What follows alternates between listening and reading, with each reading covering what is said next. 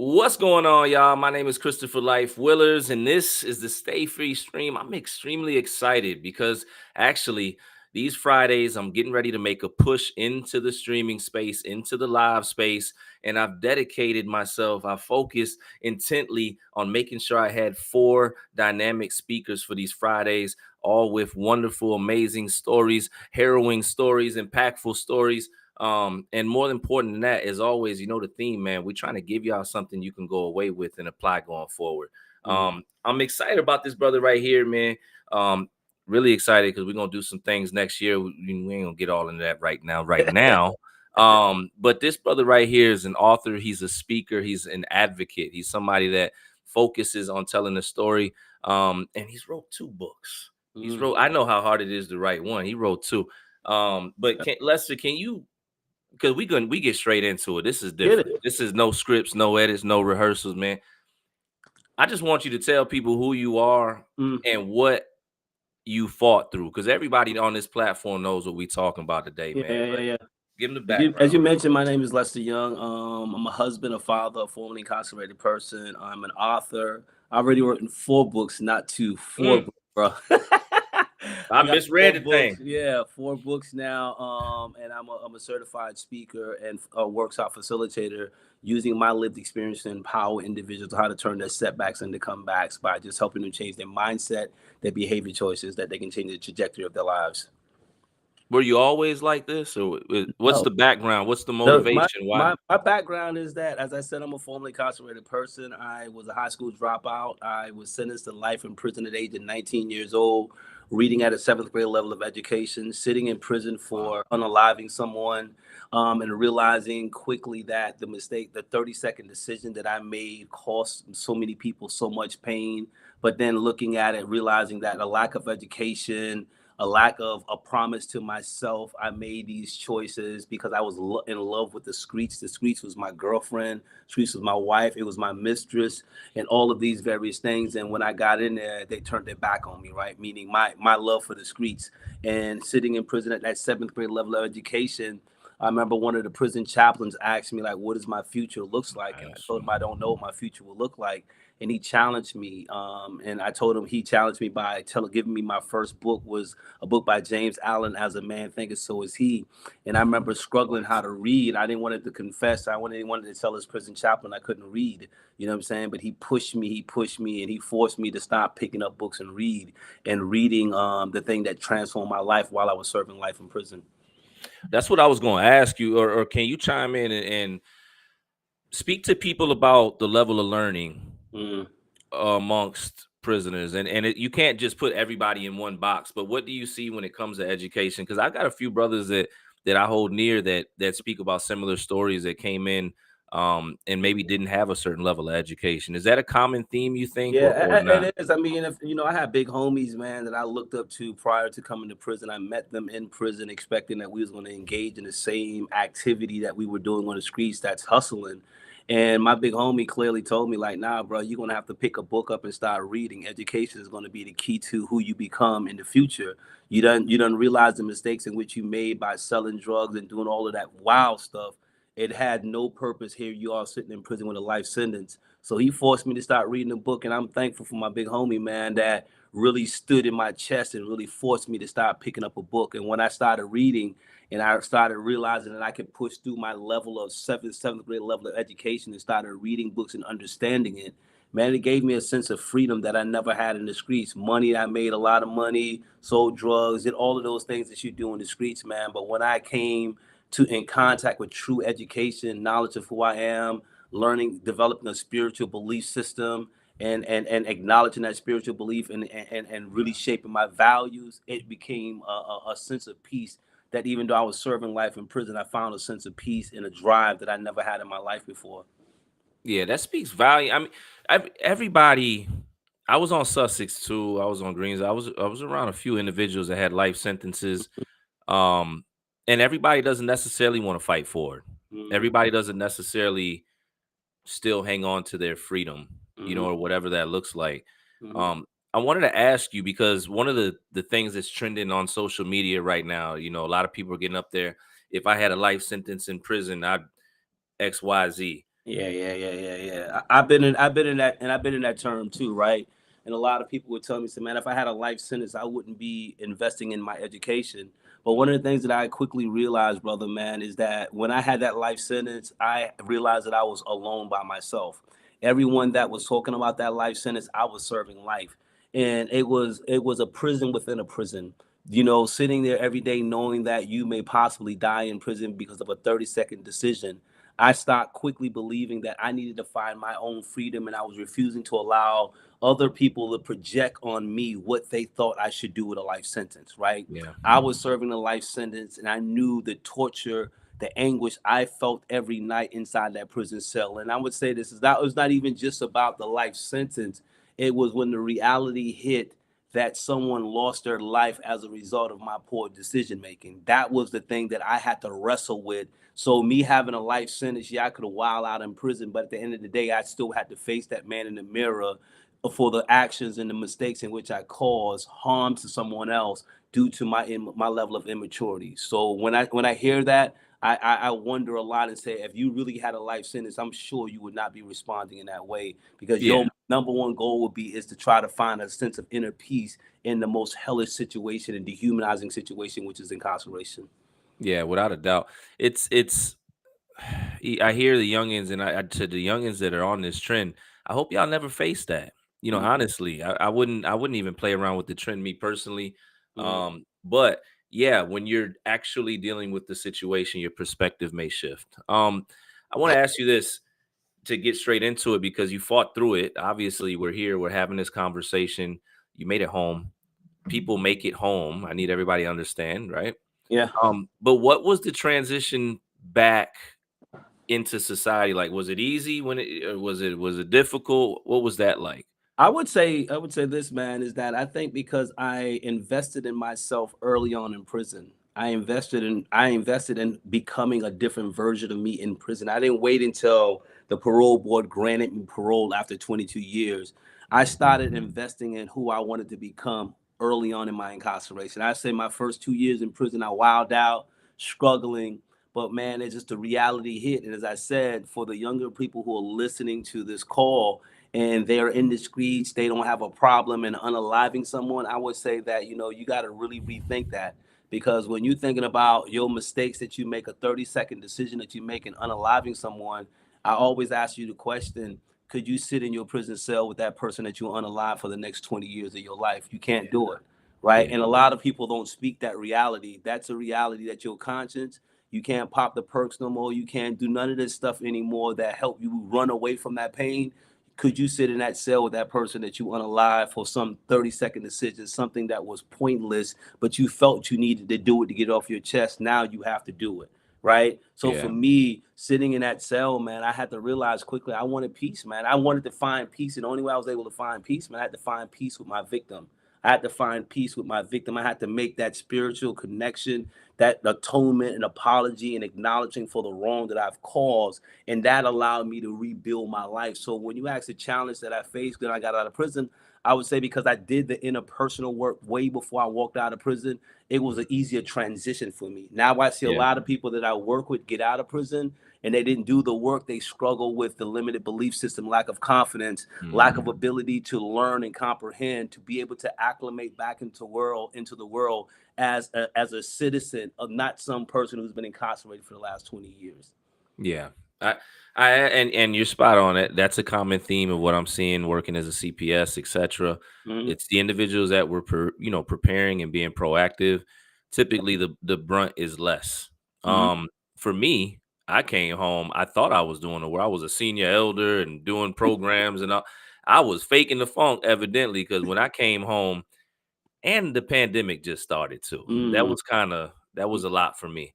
yeah, But PTSD is something I struggled with, but I'm glad you mentioned it, because I need everybody to understand, as I've said out loud before, mm, everybody doesn't come home to a place where they're struggling to function out here in society. yeah, Um, but to that, so you got this common theme of success. You did the work, mhm, you're in society. Obviously leading into this thing, we spoke about how you're not just an author of 4 books, but you're helping people in different ways, etc. um give people that are returning home in the next 30 days? Because there's a bunch of people on we're in 5 different places right now, but Uh, a few people are still behind the wall. It is what it is. yeah, yeah. But give them 5 areas of focus, or 5 things that they should focus on, or 5 key things that Mm. should be implemented. Because I love when we bring solutions and give people Yeah, some yeah, yeah, good yeah. information. I would say this, man. Like, I'm not saying this is a shameless plug, but it could be. Could be. Is that part of my journey is the book that I wrote. My first book in prison came from a host of journaling, and what I discovered in my journal is there were 5 stages of incarceration that I had to work through in order for me to be the man that I needed to be. So when you say offer 5 things, I would say I offer the 5 stages of incarceration framework to any man or woman who's sitting in prison. The first stage, I believe that they need to really look the man or the woman in the mirror and begin to unpack those areas of self-denial. Like, try to really understand what is the core behavior, what is the core thing that shaped the behavior choices, shape your trauma, shape your criminal thinking that caused you to make a sacrifice on your life that you're serving a certain amount of time in prison. So I would say take that time out, sit in that mirror instead of grooming yourself, look yourself eye to eye and begin to have that conversation with the inner version, the younger version of who you are. Sometimes we got to go back to that younger version and begin to rebuild that person. The second thing is that I believe that you got to unpack your anger.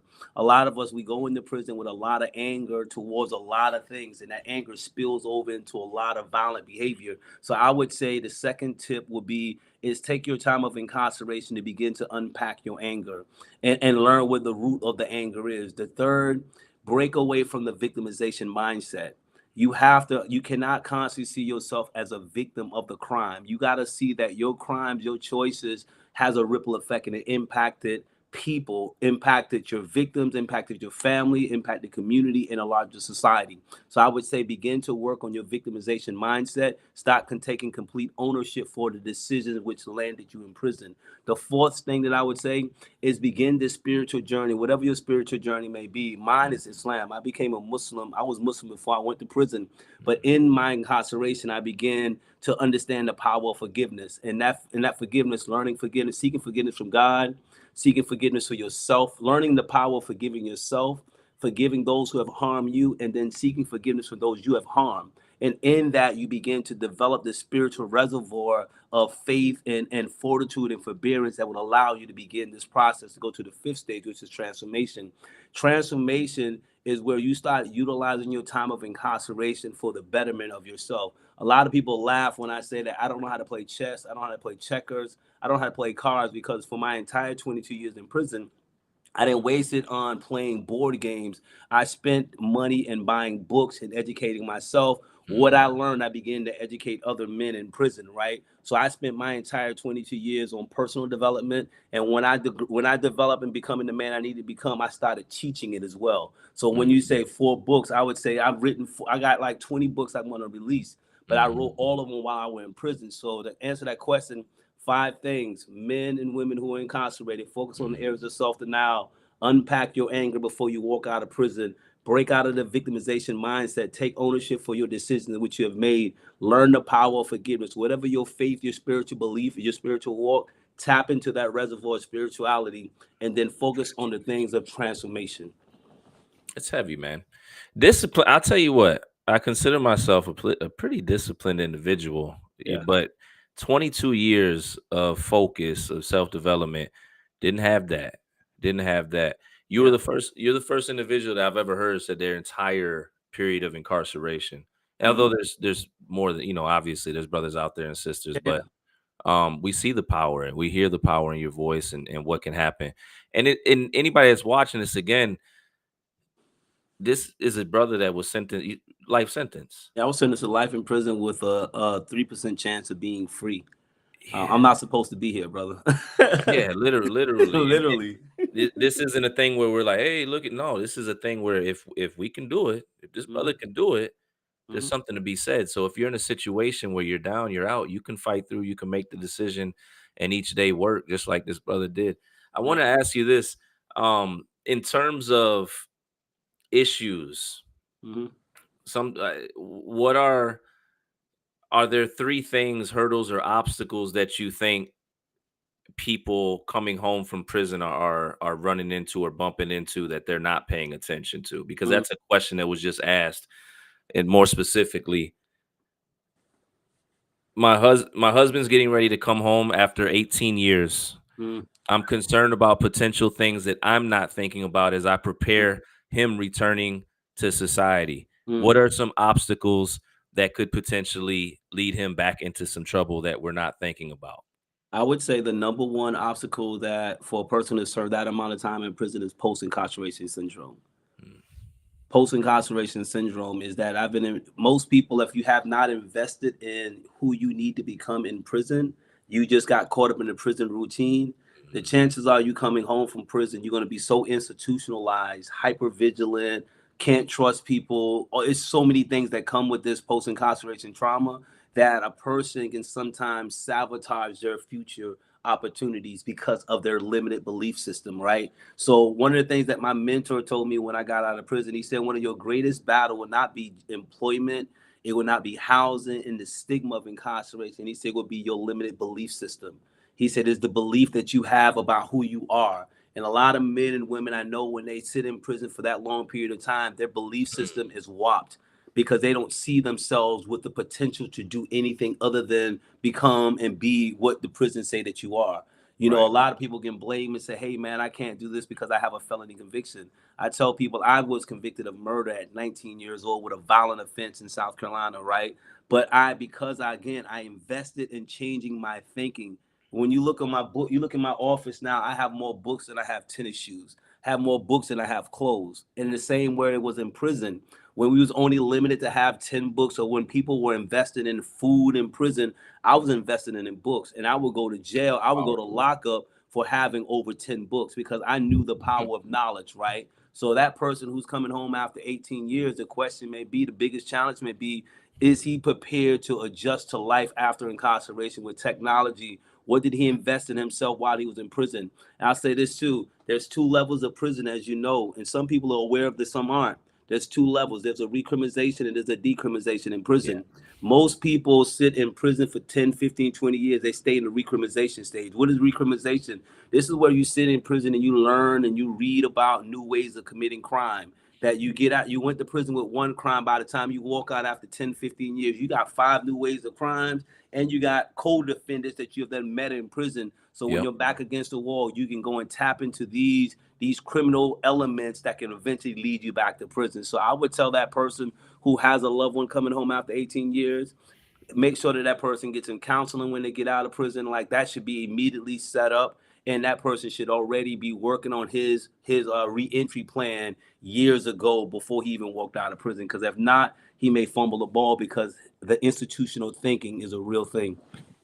Yeah. Yeah. And I just chime in, mental health support 1000%. Because I was one of the individuals. I came home, had a home, mortgage, wife, car. I had like I didn't have the struggles that a lot of my, brothers and sisters have that are coming home from behind the wall. Yeah. But my mental health, what he just spoke about at times, and I speak about in my recovery journey and why I had to stop drinking and other things.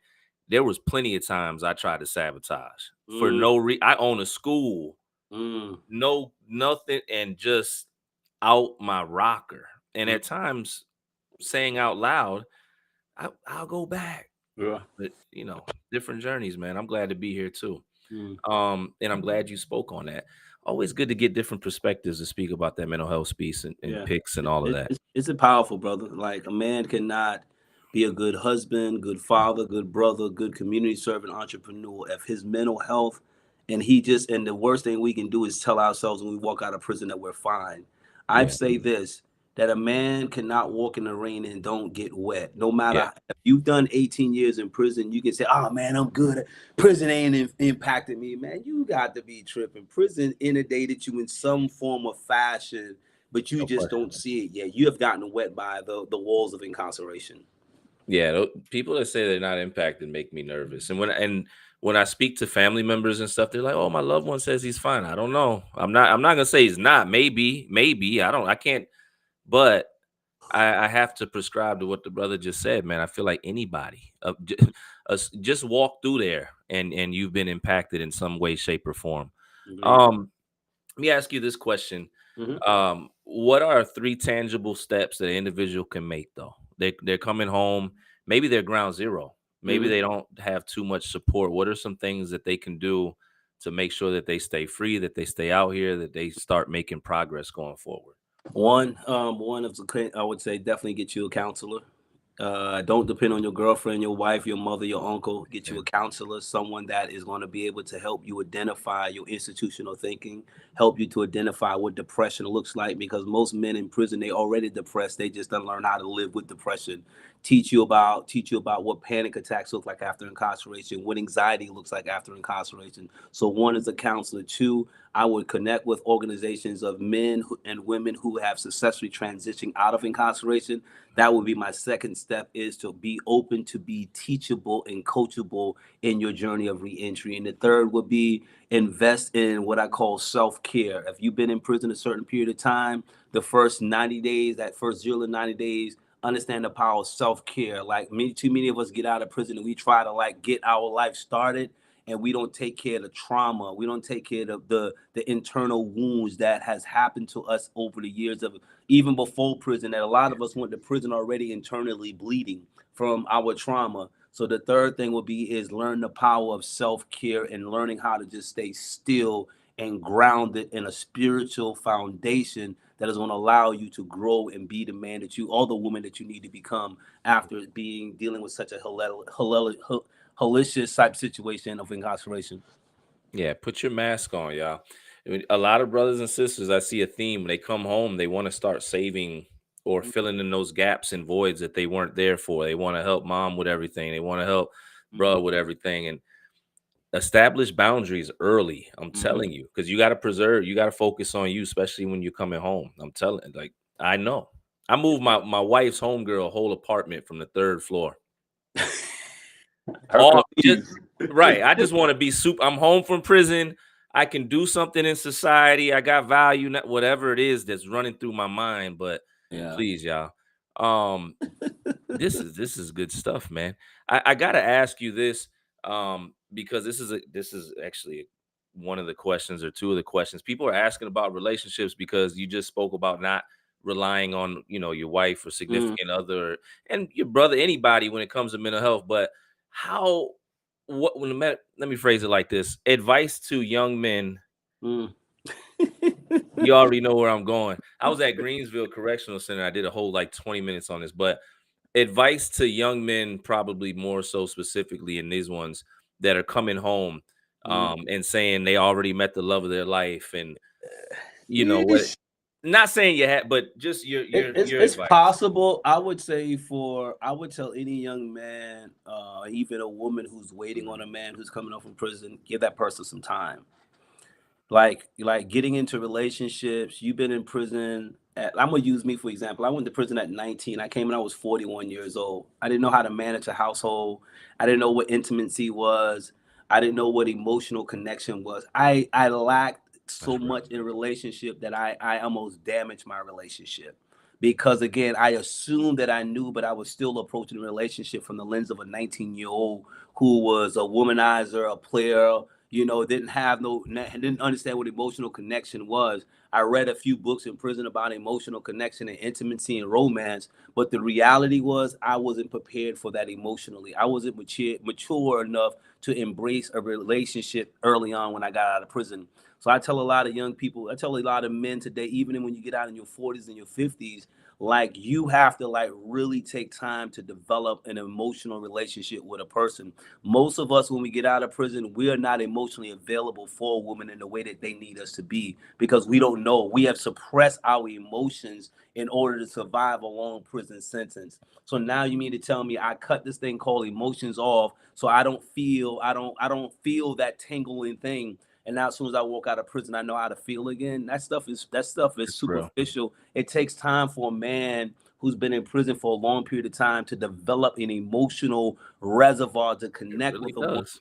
at an intimate level. I'm not just talking about sexual. I'm talking about an emotional vulnerability. Like my wife now, I've been married since I got out of prison, and one of the biggest things she told me is like, stop treating our marriage like you're a drug dealer still. Because when I sold drugs, I only share certain information with women, and I find my wife said that we struggle with communication because I don't effectively communicate to her because I'm always thinking about, yo, I can't tell everybody my every steps. You know Yeah. what I'm saying? So these are things that can sometimes be challenging in a relationship because a woman wants you to be emotionally vulnerable when your lifestyle before prison and during prison, you don't know what that looks like. Yeah. Yeah. I can relate. And thank God my wife was patient enough with me. I went and I got the support I needed. I got around some good brothers too that could lead by example. And Yeah. one of the things that she used to always say to me, because I used to talk like, in prison, I don't extra assertive. Like, you know what I'm saying? Like I wasn't like an aggressive guy, but you Yeah. whatever. And when I came home, I'm still on that. And then here's my excuse. That's just how I talk. Yeah. No, no. For anybody that says that, that's not how you talk. Yeah. You Oh, got to it is learn how that. you're talking right now, but naturally you've been conditioned, you've been programmed that way. And if you're like me, it was hard to turn it off. So I'm glad I learned how to. I'll tell you that. Yeah. Got another question. I want to get a few more questions in. Okay. Um, somebody said that their SO might be facing 25 to 60 years. Say that again. That their loved one or their person is about to be or potentially facing 25 to 60 years. So Wow. this is reverse. This is not somebody coming home. This Mm, is potentially somebody you care about going in for long-term mm, incarceration. yeah. That's a rough one, right? Because a lot of us don't talk about this part of the part of the in entering into prison. There's a thing called grief before a person when they walk into prison. With that amount of time, going back again to the emotional disconnect, that person is going to immediately begin to disconnect emotionally because they're going to go through a grieving process. With that amount of time, the first couple of years of that incarceration going to be in denial in the dream world. Or my judge is going to come. I'm going to go back to court and get the case overturned. We have done seen and heard that, right? That's what we do to help us survive for the first couple of years of incarceration. And after that, if that case Real. doesn't get overturned, that person gets stuck there and they go through a grieving process of now knowing that that amount of time that they made a sacrifice, a choice that now have taken them out of the world for the next 20 to 30 years. And that's heavy. And then with that comes a relationship, especially if that person has a child or a girlfriend, a significant other. It makes it even more difficult upon the person who's serving the time, but also for the people who are left in the community to deal with that. So we don't talk about grief after this prison True. sentence. We grieve, we go through a grief process just like that person has literally died in some sense, because we know that now the chances I may never see this person, I will never have a memory of that person other than hearing their voice over a phone. So it's almost like they're buried alive. And I hate to use that word, but it's almost like they're buried alive. You can still hear their voice, but you can't see them and they can't see you anymore. I gotta read. I'm reading one of your books because powerful images that I've captured in my mind is you sitting in the cell with and I mean no, but like you said, you got to do time with your victim. That was a Yeah. powerful image. Yeah. And then just everything as you're painting these pictures, but it's so true. It being buried alive. Mm, I didn't have a life sentence. I got 144 suspended, but 19, mm, 17 years altogether. I had a release date, but there was those first 2, 3 years I was in denial. I mm. was I was talking about sentence modification. I ain't put damn piece of paperwork in. Are they gonna Talking about overturn my case, man? yeah, I'll be home, baby. I'll be home in 3 weeks, 3 months, 3 years. That's a bunch man. of BS, man. And then I think a part of me in my mind thought I was really going. Anyways, um, Les, I really appreciate this 30 minutes went fast. I Yeah, appreciate the conversation, the perspective. Um, now I do want you to all you shout out your books, where people can yeah. find any of that stuff, man. And then please, please, please leave the people with a powerful message, man. Whatever you Appreciate choose it, to man. do. I would say like all my books, every book that I've written, from the 5 stages of incarceration, the 5 stages of growth, the 5 keys to reentry, the power of choice for young people, young juveniles, and then the Path of Redemption anthology, all from my lived experience. It's Mhm. not, it's everything that I've experienced, I put it into a book to empower someone else. You can go to my website, redemption.org, and you could order those books there. You could schedule a discovery call if you want to learn more about how to support someone Nice. after incarceration. You can just set up a 15-minute discovery call with me, and I do my best to assist you with that. But as far as the message, I would just say, man, that anyone, whether you've been impacted by incarceration or you just out here trying to figure out life, I would say the most powerful investment a man or woman can make is make the investment in themselves. And what I mean by that is, like I said, I love tennis shoes. I love joy. I love all different style brand tennis shoes. But I made it very intentional that I would not have more shoes than I have books in my house. I would not, That's and I powerful. encourage you all to like make the investment. We're going into 2026. Make the investment to buy you at least 4 books and read 1 book a month on personal development. I'm telling you, Yeah. those that you admire on TV and sports, these individuals spend millions of dollars on their personal development, their health Yeah. and personal development. If you want to see any change in your life, if I came out of the darkness of incarceration, was able to build a successful business, written all of these various books, is not because I was lucky, it's because I understood the power of self-investment. Personal development is one of the most underrated thing in our community, black and brown community. We spend money on going to clubs, we spend money on clothing, belts, designer this, but we have not one book. I challenge you all to find 4 books for this first quarter of 2026 and make the investment in reading the book and create you an accountability circle of friends that each of you read these books, and every week you begin to check in on each other's goal and watch how you are able to maximize and transform your life with this in 4 months, because you're now investing in something valuable, and that's knowledge. Man, I'm about to call for a discovery call. I'm about to get a mentor. I'm about to call. Hey, listen, I thoroughly, here's the thing. I enjoy conversations where I'm learning. I feel like I just got poured into for 30 minutes. Like I honestly do. I thank you for Appreciate it, that. bro. Yeah, I Appreciate really do, man. To anybody that's watching this, please, I hope you take heed to the brother's words, not because we're better, worse, greater, just because, it. Mhm. like he said, man, look, think about what he fought through, and whatever you're fighting through, here's a living, breathing example, Yeah, right? And he also gave some solutions and things to apply. So again, thank you. And I look forward, we can get you back up here for round two, and hmm maybe talk about that trauma more or whatever it is. But thank you as always, man. Please make sure you check Pathway to Path, Redemption. Path path, yeah, Path path to to. Redemption. It's 4 books, not two, and Path to, not Pathway. Hey, bro, we good, we good. We're gonna get it together. I've been up since 2:45 with my newborn. Hey, That's my excuse for the next congratulations, whatever. man. The fatherhood, man. It's a blessing, my brother. Man, it really, it's changed me. It's changing me little by little. I can feel it. So I'm grateful, man. And again, thank you for the conversation. Until next time, y'all.